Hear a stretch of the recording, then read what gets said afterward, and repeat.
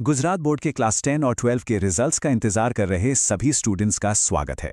ये एक ऐसा टाइम है जब मन में बहुत सारे सवाल घूमते हैं ना, जैसे कि रिजल्ट्स आएंगे कब, उन्हें चेक कैसे करना है और सबसे बड़ा सवाल आगे क्या होगा। तो चलिए इस पूरी बात को आज हम यहाँ आसान भाषा में समझते हैं। तो चलिए सीधे मुद्दे पर आते हैं। सबसे पहला और शायद सबसे बड़ा सवाल जो सबके मन में है कि भाई ये रिजल्ट्स आखिर आएंगे कब, और जब आएंगे तो उन्हें चेक करने का सबसे आसान तरीका क्या होगा। आइए एक एक करके इसे समझते हैं। अच्छा, तो रिजल्ट्स की डेट्स और पूरे प्रोसेस में जाने से पहले एक छोटी सी बात समझ लेना जरूरी है। ये जीएसईबी जिसका नाम हम बार बार सुन रहे हैं, यानी गुजरात बोर्ड, ये आखिर है क्या?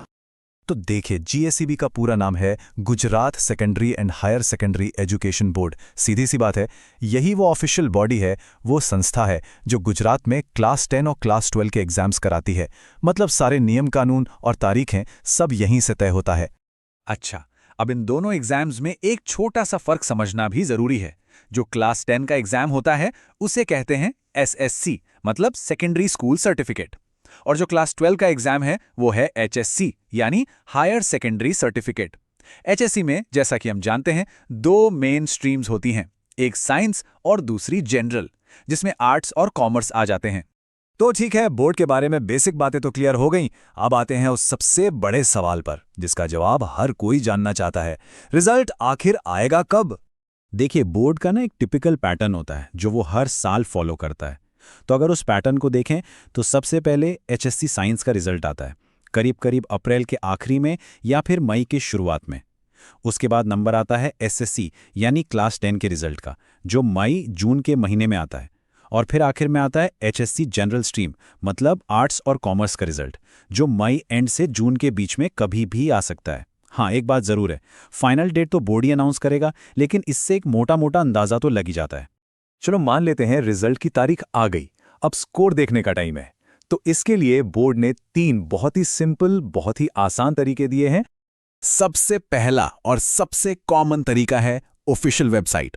जीएसईबी की वेबसाइट पर जाना है, रिजल्ट्स का लिंक ढूंढना है और बस अपना सीट नंबर डाल देना है। दूसरा तरीका तो और भी आसान है, व्हाट्सएप। जी हां, बोर्ड का एक ऑफिशियल व्हाट्सएप नंबर होता है, उस पर बस अपना सीट नंबर भेजिए और रिजल्ट फोन पर। और तीसरा ऑप्शन है एसएमएस सर्विस, जिससे रिजल्ट सीधा मोबाइल के मैसेज में आ जाता है ना कमाल। तो चलिए, रिजल्ट चेक कर लिया और वो सामने स्क्रीन पर है। अब उस डिजिटल मार्कशीट में कौन कौन सी जरूरी जानकारी होती है, आइए देखते हैं। तो उस पे स्टूडेंट का नाम होगा, सीट नंबर होगा, फिर हर सब्जेक्ट में कितने मार्क्स मिले वो भी दिया होगा। इसके साथ साथ टोटल मार्क्स, परसेंटेज और सबसे जरूरी चीज पास या फेल का स्टेटस, ये सब कुछ एकदम साफ साफ लिखा होता है। पर इन सब में से वो एक मैजिकल नंबर कौन सा है जिस पर सबकी नजरें टिकी होती हैं? वो नंबर है 33%। जी हां, 33%। पास होने के लिए हर एक सब्जेक्ट में कम से कम इतने मार्क्स लाना जरूरी ही है। ये सबसे क्रूशियल पॉइंट है, इसे याद रखिएगा। अच्छा, तो पास और फेल का स्टेटस पता चल गया। उसके बाद जो अगला सवाल मन में आता है वो है अब आगे क्या। तो चलिए अब अगले स्टेप्स को भी समझ लेते हैं। एक डर, एक चिंता जो कई बार स्टूडेंट्स के मन में होती है कि अगर खुदा ना खास्ता किसी एक सब्जेक्ट में पास नहीं हो पाए तो फिर क्या होगा। तो देखिए, यहां पर घबराने या परेशान होने की बिल्कुल भी जरूरत नहीं है। बोर्ड एक दूसरा मौका देता है और इस मौके का नाम है सप्लीमेंट्री एग्जाम। ये जो सप्लीमेंट्री एग्जाम है, ये उन सब्जेक्ट्स के लिए एक सेकंड चांस जैसा है जिनमें पासिंग मार्क्स नहीं आ पाए।